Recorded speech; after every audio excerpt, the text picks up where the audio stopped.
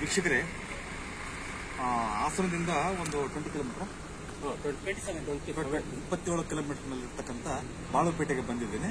ಇವರ ಆಹ್ವಾನದ ಮೇರೆಗೆ ಕೇರ್ ವಾಸ್ತು ಯೂಟ್ಯೂಬ್ ನೋಡಿದ್ವಿ ಅಂತ ಫೋನ್ ಮಾಡಿದ್ವಿ, ಬಂದಿದ್ದೀನಿ ಅವರ ಆಹ್ವಾನದಿಂದ.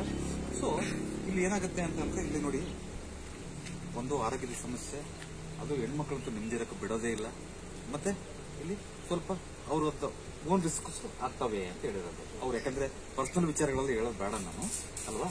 ನಾನು ಹೇಳಿದ ವಿಚಾರಕ್ಕೂ ನಾನು ಇಲ್ಲಿ ಬಂದು ಹೇಳಿದ್ನಲ್ವಾ, ಇಲ್ಲಿ ಹೇಳಿದ್ದಕ್ಕೂ ನಿಮಗೂ ಹೋಲಿಕೆ ಆಗ್ತಾ ಇದೆ. ನೀವು ಹೇಳಿರೋದಕ್ಕೂ ನಮಗೂ ಹೋಲಿಕೆ ಆಗ್ತಾ ಇದೆ.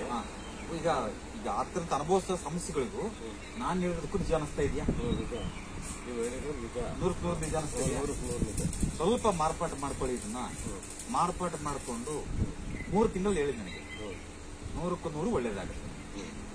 ಬಹಳ ಖರ್ಚು ಮಾಡ್ಕೋಬೇಡಿ, ಸಿಕ್ಕಾಪಟ್ಟೆ ಖರ್ಚು ಮಾಡ್ಕೊಂಡೆಲ್ಲ ಡಮಲಿಸ್ ಮಾಡ್ಕೊಂಡು ಮಾಡೋದು ಬೇಡ. ಸಾಧ್ಯವಾದಷ್ಟರ ಮಟ್ಟಿಗೆ ಸ್ವಲ್ಪ, ಈಗ ನೀನು ಹೇಳಿದೀನಿ, ಈ ಕಟನ್ ಇದೆಯಲ್ಲ ಎಲ್ಲ ಹಾಕೊಳ್ಳಿ ಇದನ್ನ ಅಲ್ವಾ.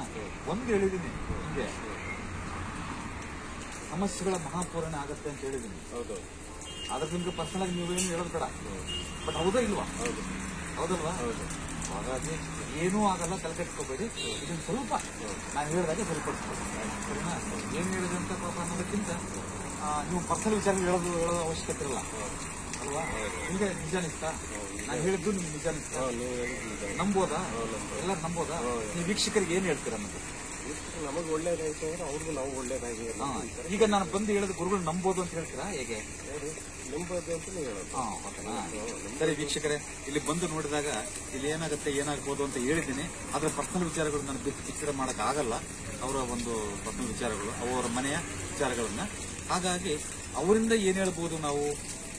ಅವ್ರು ಹೇಳಿದ ನಿಜಾನ ಸುಳ್ಳ ಅಂತ ಮಾತ್ರ, ನಿಜ ಇತ್ತಾ, ಸತ್ಯಕ್ಕೆ ಹತ್ರ ಇತ್ತಾ, ಅದರ ಸಂಬಂಧ ಇತ್ತಾ ಅಂತ ಮಾತ್ರ ಹೇಳ್ಬಹುದು. ಖಂಡಿತವಾಗ್ಲೂ ಈ ದಂಪತಿಗಳು ಬಹಳ ಖುಷಿಯಿಂದ ಹೇಳಿದ್ದಾರೆ ಏನಾಗ್ತಿದೆ ಅಂತ. ಬಟ್ ಅದು ಮಾಡ್ಕೊಂಡ್ರೆ 100ಕ್ಕೂ 100 ಅವ್ರಿಗೆ ಒಳ್ಳೇದಾಗುತ್ತೆ ಅನ್ನೋದು ಹೇಳೋದಕ್ಕೆ ಇಷ್ಟಪಡ್ತೀನಿ.